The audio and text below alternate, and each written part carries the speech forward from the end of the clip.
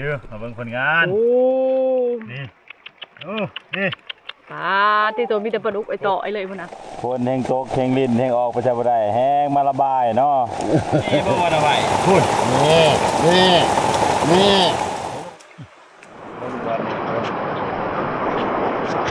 ไม่ได้ย่างเกาะทางล่างเฮียชะนี่ก็บ่ฮู้สบายดีตอนเช้าทุกคนตอนนี้ก็สิพากันไปย่ามเบ็ดนะไปดำกันเบ็ด3ปลาปลาดุกปลาละเมียนี่ถ้าลุ้นกันทุกคนว่าสิถึกจักตัวนะเบ็ดเฮารอบเสาร์นี่เมื่อคืนนี้เฮาได้5แต้มทุกคนลุดตัวนึงกับบ่6นะปลาปลาดุกได้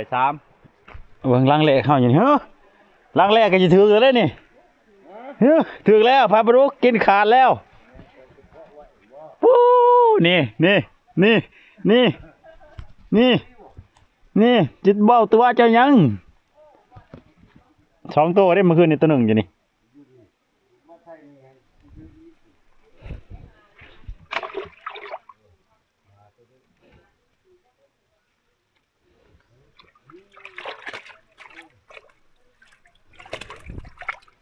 อุ๊บ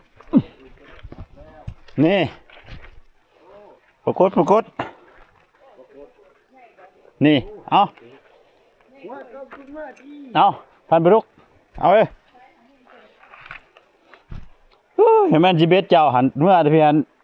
อามาจะน่าหันซุ่มไฟเลยเด้อบอลได้คนเคยใส่ในแล้วรถ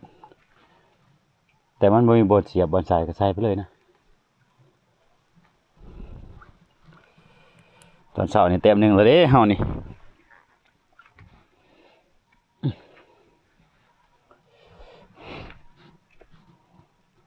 โอ้ตัวนี้ร้อนนะใช่ละผ่านปลาดุกพวกท่านมาป่ะต้องขี่หน่อยเพิ่นมาไปไหวปลาดุกของเจ้าถึงแล้วนี่ถึงแล้วหน่อยผ่านปลาดุกมาไหว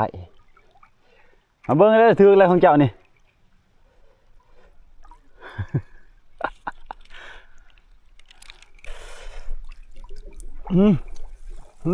โอ้พันอยู่นี่โอ้ดุดทุกคนปลาคอแล้วนี่เบิ่งส่งเกี่ยวขาเกี่ยวนี่นะโอ้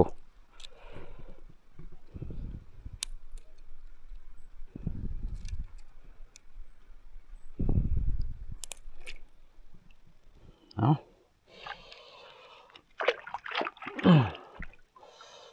ใช่ของพันปลาดุกมีแววเด้อมันคือนี่แต่ของเฮาถือใช่ลังนี่ใช่ไหมบ่เห็นลังนี่โอ้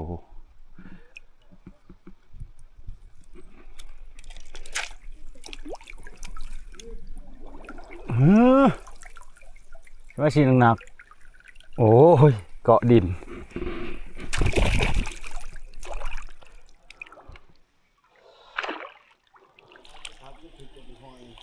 จะได้เด้ใช่ไหมแบบมิดเดี๋ยวโดนยามานี่พวกได้แล้ว10 ปลายสิขาวสาวเลยมิดชิลีเลยนี่ร้อนมาถึกช่วงนี้เบิ่งอันนั้นคลิป1 5ใส่เบ็ดไปก่อนทุกคนไม่ทันหอดขันหลานะช่วงฝนตกช่วงนี้ก็เลยแบบหาเลาะหาอะไรกันยากนะก็เลยหาทางน้ำก่อนตอนนี้โอ้ย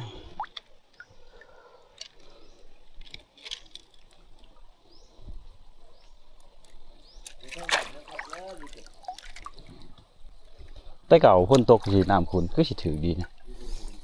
นั่นก็ถือนะ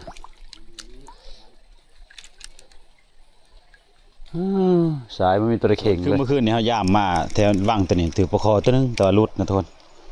ที่เขาได้4 ตัวนี่คือว่างอยู่ถึงนะเอาถ้ารุดน้ำกันตอนเสาร์นี่จะถือว่าเอาไว้ได้ถือจากโตแล้วลูกเพ่ บ่ถึกเนาะคันของพันกระปูบ่ถึกตัวนั้นแห้งแล้วแล้วเนาะ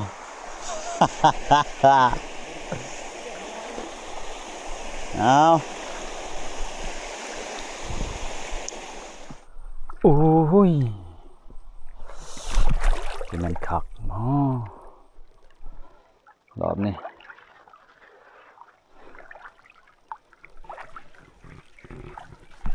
จะหักละใหม่แล้วมาแก่จะได้ป่ะปลาดุกมาถือปลาโต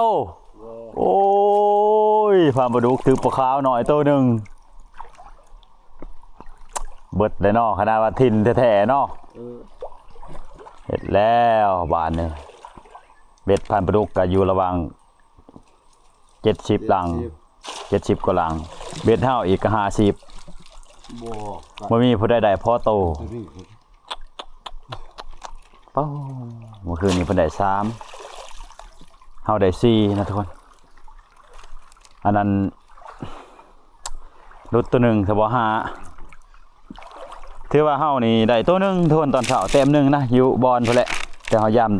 ลังแหลกคือเฮาว่าแหละทุกคนคันถือลังแหลกบ่ปานใดเลยเอ้าเจ้าถือลังสุดท้ายค่อยถือลังระบิดเนาะไปคืนหันบ่ค่อยสิเลาะในน้ำนี่แหละไปเมื่อนับเบิ่งแล้วว่าเบ็ดครบบ่โอ้มั่นใจปานนั้นบ่ได้นี่ค่อยสิได้เบ็ดข่อยอยู่กวางแขนเด้รอบหน้าเพิ่นเลยสิไปนำเฮาเลาะน้ำเลยทุกคนถ้าบ่ลุกเพิ่นขึ้นโคกนะเอาลงน้ำเลยมันใส่ห้องหน่อยอันนี้ก็ถืออยู่ทุกคนแต่จุฬามันจะถือปลากังกับปลาหน่อยนะบ่คักบ่ได้ถือปลาหน่อยใส่วางใหญ่แต่แล้วถือก็ถือปลาใหญ่โลดคำบ่ถือก็คือบ่ถือโลด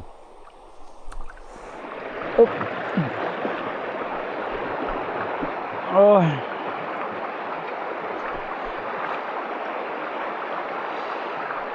โบสตัวนี้นี่คันเฮาขุดนี่อึ่งหลายนะทุกคนโบสตัวนี้ยามฝนตกใหม่มันห้องซั่นน่ะโอ้ซ้ำสิจับนี่ผู้ใดมาถึกช่วงฝนตกแถวนี้นะหลายอีหลีคือวังตัวนี้แหละทุกคนตัวนี้ฮอดฝุ่นสุดเลยแล้วก็มีแต่อึ่งเผาพร้อมแถวนี้ขุดหาเท่านี้มันอาจสิอยู่แถวนี้แหละไปน้ำไม้เท่านี้หั่นบ่มีนะน้ำไม้ไหลเบิดแต่งัวกินงัวมันเลาะเลยแถวนี้ถึงงัวถึงขั้วนะนี่มีแต่ทางมันขึ้นนี่เป็นหอมน้องตัวนี้จนมีแต่ขี้เหอะงัวขั้วมีแต่ขั้วอะไรลงนี่บักเวอร์ดูดตัวนี้ดูดกินอึ่งนี่ยังมันบ่ดูดแต่เฮิงบ่ได้นี่แต่มันดูดหัวลึกๆดูดกินอึ่งโอ้เห็ดอีหยังอะไรนี่ถ้ามันลายแต่แท้กินได้บ่วะเฮ้ยสิเก็บไปให้เมียเบิ่งก่อนมันเป็นเห็ดอีหยังวะมันไปส่งกินได้บ่วะกินได้ให้มันมาเก็บเอาเนื่องแล้วว่าเขาเฮ็ดอีหยังนี่เฮ้ยเฮ็ดไรอ้าวคือจังมันบ่หลายๆคือจังมันอยู่ซื่อก็จะสิกีโซบ่ดันใจก็จะสิเก็บมาทำมุงซาจ้ะอ้าวใช่บ่ถือพอโตสมประมาณเด้ถือพอโตดิเบ็ด50หลังไม่ถือพอโตมองจ่อไปกู้แล้วบ่ลูกพี่มองอยู่ไสมองโอ้ยกูแต่คืนนี้ฝนตกกู้แต่คืนนี่บ่ถือบ่ป่าถึกตัวนั้นแหละ ใช่ตัวนี้นี่ถือซ้ำนี่นี่บ่โอ้ตัวแกงกินตัวแกงกินแน่ครับตัวนี้แต่ว่ามันเป็นกู้แต่เมื่อคืนนี่มองเพิ่นชมเมื่อเช้านี่ได้ถือเบ็ดเพิ่นตัวนึงนี่โอ้ยเนาะนี่ป้าเฮาได้แต่มาแต่วางแค้นพุ่นละทุกคนนี่มันอันนั้นนะมันตายก็เลยตากแห้งไว้เอามาเบิ่งผลงานอันนั้นป้าเฮา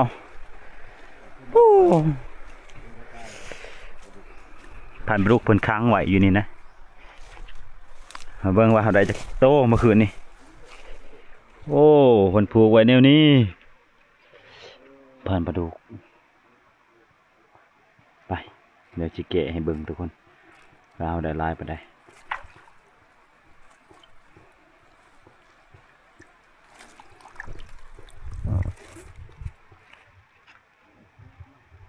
ทีเพิ่นเอาตัวนี้มาคังก็คือลอยกับปูกันนี้บ่ได้ทุกคนมันเป็นอันนี้นะจิบปูนี่โอ้ไปเบิ่งอยู่เทิงไปจักแต้มแต่เขามาพอแล้ว2 คืน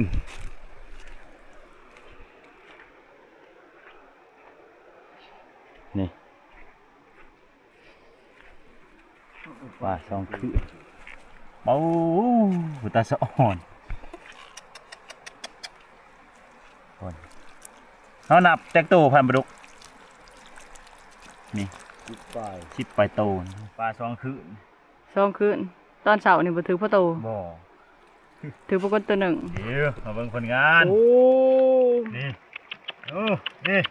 ปลาที่ตัวมีแต่ปลาดุกไอ้ต่อไอ้เลยพุ่นน่ะเอ้าเดี๋ยวสิไปทางใดเด้ 2 คืนนั่นนี่ทุกคนนี่เอ้าเก็บบัดนี้เอ้าโป้ตัวหนาใหญ่ขนาด ตัว เอ้า นี้ถึงเบ็ดพันกระปูเลยตัวใหญ่ โอ้ ๆตัวน้อยๆถึงเบ็ดพันปลาดุก คัก นี่ครั้ง ครั้งนี้อะไรนี่มันไม่ตายดอกปลาดุกมันจังกระปูเช็ดเวียกตัวนะครับ งัดกระปูกัดเด้ปู เอ้าตัวนี้เอาเทเบิ่งซื่อๆแล้วเอาเจียวเข่าขึ้น ตัวได้จะเอาเศษกิน นับเบิ่งจักตัว ตัวเดียว1โอ้เก็บมืออันนั้นหอยปักหวานนี่บอลโอ้ปลาเนอะเฮ้ยปลาวางแค่นตัวนี้ แค่นี่ว่าแค่รุดถึงไง 2 เป็นไงเป็นไง เขาไปตีลูกพี่ ว่า11นะ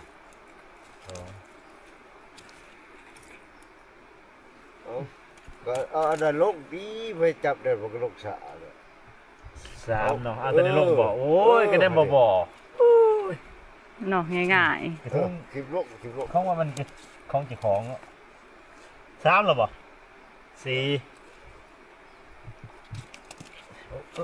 เนี่ยมันสิปักวันนี้ได้ บ่ปักดอก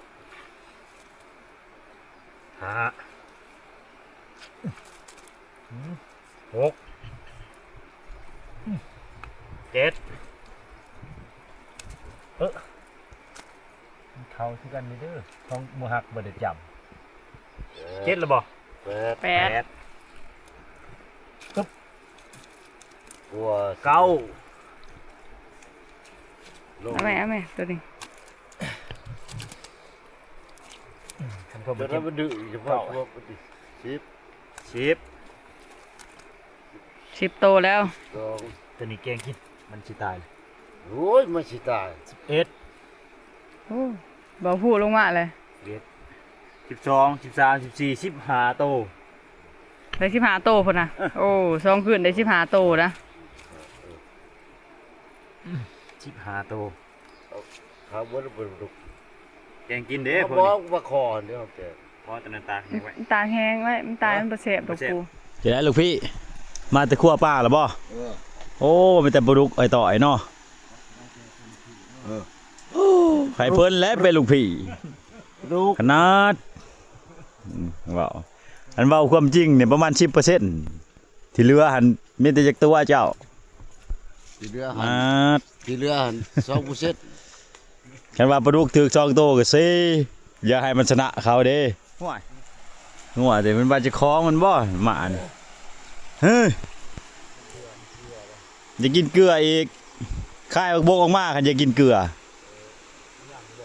โอ้ยมีบ่ละบักบกหั่นโอ้แกงปลาพาปลาดุกกระชุกแล้ว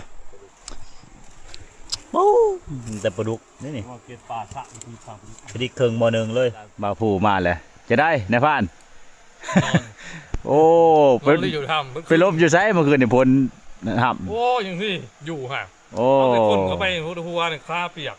ก็ยังใครยังมีทำมันพอได้มนอยู่เนาะ มันดักยังบ่ได้ เมื่อคืนในกระมน3คนนี่เอา แล้วแหละ โคตร บ่ได้ดอก เบิ่งซองเบิ่งลุงเหยาก็คือสิได้ดอกผู้เดียวเราอยู่ในธรรมแต่นี่คิดว่า โคตรหันเด้ อ้าว ไล่เขาเอาเลย บ่ได้ดอกคนเศร้าพุ่นแหละ โอ้ยคอยจนอยากลบกับจนบ่ทนกำลังผูกอูคักๆแกอูนำกับประทัดโอ้ยซักก็ได้เมื่อคืนนี่มันมินแฮง นอนดมอูตัวเองเบิดคืน แล้ว โอ้ เน่าเลยบ้างยามัน บอกกันมีแต่ตัวเองดมก็พอทนอยู่ดอกอันนี้พันลุกแน่แล้วกับเมียแน่ซองเสียงบ่แพ้หมู่ติ บ่ดูคนเดียวได้อยู่เนาะ ซองเสียงใจก็บ่แพ้หมู่ชนะขาดร้อยแล้วเสียงใจก็บ่แพ้แล้วก็เลยซักซะเอาถ้าข้าวสุกแล้วก็พุ่นแหละให้พันปลาดุกเป็นครัวปลาดุกแกง ขอกินข้าวนำมื้อนี้ก่อนเมื่อ เห็นแล้วนะข้าวหอมบืดที่แต่บ่มีแนวกิน ไว้แล้วคนตกก็สิถ้าตั้งรักไว้ก่อน โอ้สิเมื่อมื้อนี่ เมื่อแล้ว โอ้แล้วว่าสิอยู่อีกว่า จังได๋ ขึ้นไปเทิงบ่แล้วคันสิอยู่อีกสะโก้บ่ค่อยอยู่ลุม อืม คันสิอยู่ กูมีหยัง มากระบกคันนี้บ่มีบ่หัดเบิดแติงัวกินเนาะ มีแต่มากระบกกันแล้ว โอ้ แล้ว มีแต่รอบหน้าบ่แล้วลงกุเลาะ กูเลาะหรือผู้ มีแต่กุเลาะผู้ข้ามอย่างเดียวโดนกินข้าวบัดนี้แกงปลาดุก ตีเรามาตัว โอ้นี่ โอ้ลุกวันนี้บอกได้ ครับนี่มาทุกคนมากินข้าวนำกัน คนมา กินพันปลาดุกกินขนาดก็เรื่องโฆษณา ลุกหมดแต่เสาๆถ้าเพิ่นบ่ตกเพิ่นสิไล่เพิ่นไปผูกอันนั้นอูนอนอยู่ต้นไม้อีกพุ่นกลับมากระตึกผีบ่ เด้เป็นหมัวบักโด ปัวอยู่ตีหมาย อกแต่บักโดแต่เสา บ่ลุกเด้อ ฉะนั้นบักโดสิหาย ที่ห้าเป็นลังใส่ เนี่ยมันเป็นลางใจอะครับ แห้งแล้ว คนละปั้นเขาหล่อด้วยฮะ ร้านคือน้ำกูมันมีเลยว่า ได้กินนี่เห็นย้อนมันนะฮะ เมื่อจะเจอเนาะมันลุกนะ หมูลูกน้ำจะได้เป็นตบก่นมัน ได้ไป ไปหมูลูกจะเป็นบ้าพี่ก่นมันก็จะเนื่อนเบื่อโตมันแล้วแหละ โอ้มองบริเกงตัวนั้นอีกแล้วเนาะ ถั่วตัวนี้มันปลาดุกหลายเบิ้งจุกเบิ้งนี่ก่อนจังบาด แกงกิน โอ้ปลาเชื่อมแซ่บแล้วว่ะ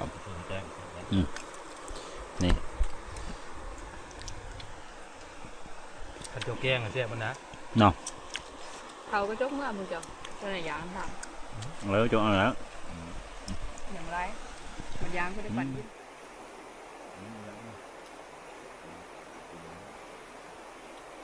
มันกับนั้น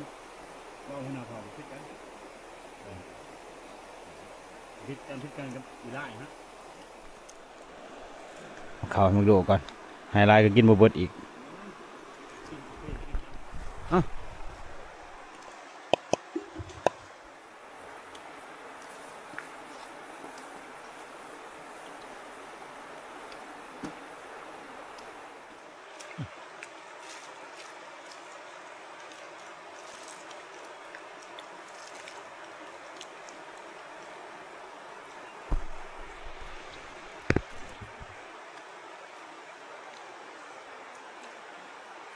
บักโดกินอันนี้ก็บ่เบิดบัดนี้กินข้าวก็บ่เบิด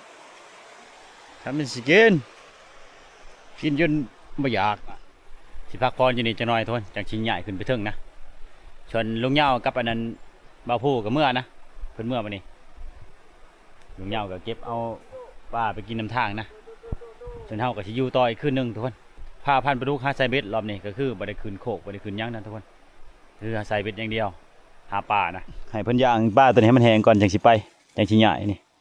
ปลาคอ2โตนะเอานาดเนาะพันปลาดุกนี่คนเฮ็ดเวียกเลยทุกคนเอ้ยเอาสิพากันใหญ่จะได้ในนี่3 โมงแล้วโอ้อะไรเลยนี่เฮ้ย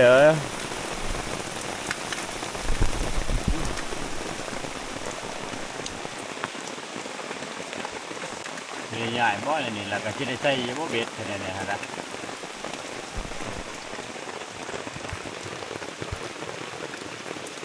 กดอยู่พันปลาดุกก็ได้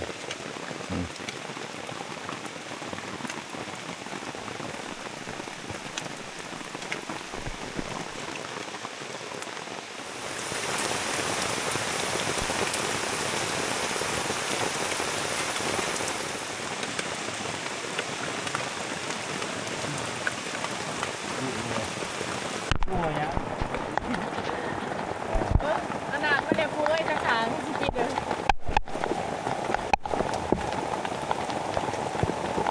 มากมาก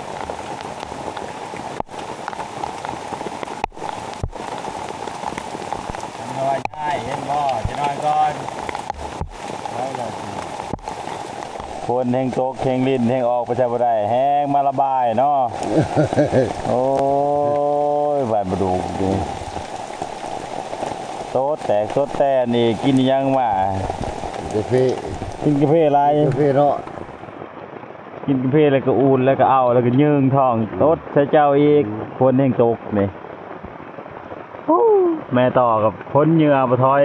ปวดตกก็ได้ เอาได้ดี เด้อ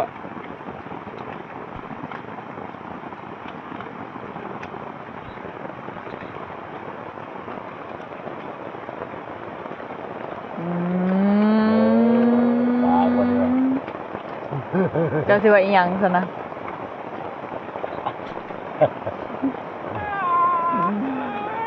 คนแลที่เจ็บนี่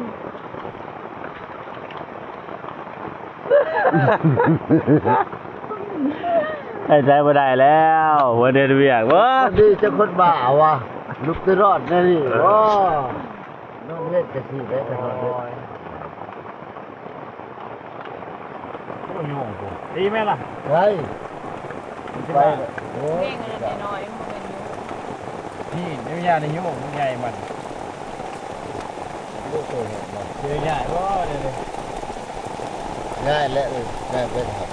ว่าจะพ้นซะ มันบ่เศร้าหั่นแหละแห้งนักหนาพ้นนี่แห้งๆขึ้นกว่าเก่าโอ้โหเนาะเป็นรอดแค่นี้นี่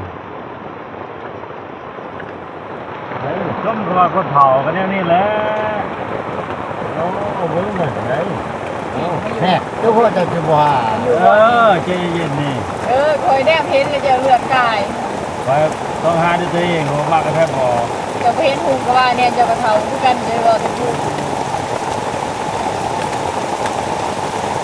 เอ้าเฮ็ดที่มันมีหนามไม่ติด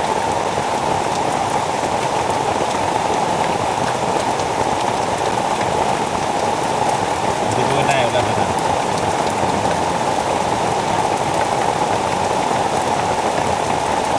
นี่บ่ว่าเอาไว้พูด นี่นี่นี่เห็นบ่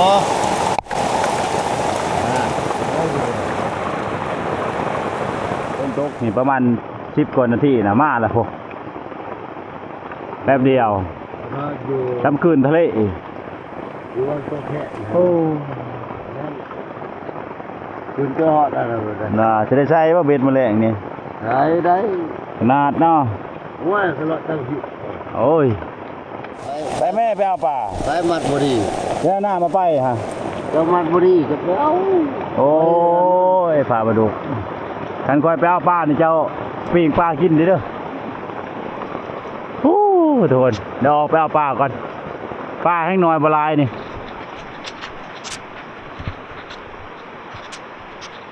โอ้น้ำขึ้นเลย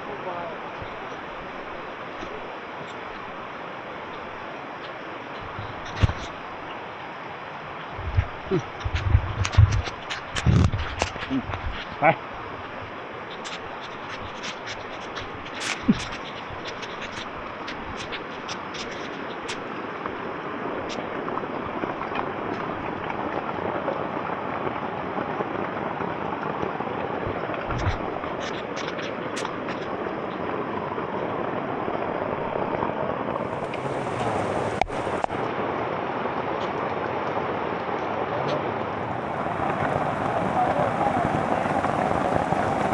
โอ้ยโอ้คนเรียบเรียบแล้วออกไปวันเนาะไปคนหันแล้วแล้วเอาน้ำแล้ว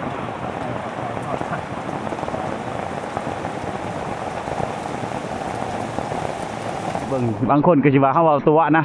ว่าน้ำผู้มาไหวหรือบ่ไหวนี่แหละทุกคนแป๊บเดียว นี่คนบางอย่างนี่โอ้โห บ่ดิตะยานนี่ทุกคนแล้วก็แห้งพร้อมนะน้ำอันนี้นี่เป็นน้ำพีน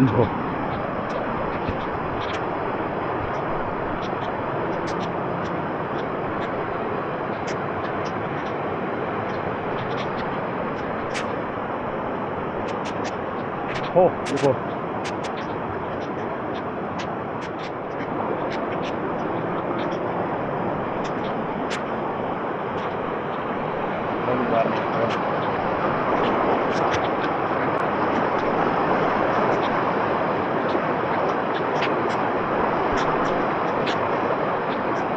ไปจะได้ลูกพี่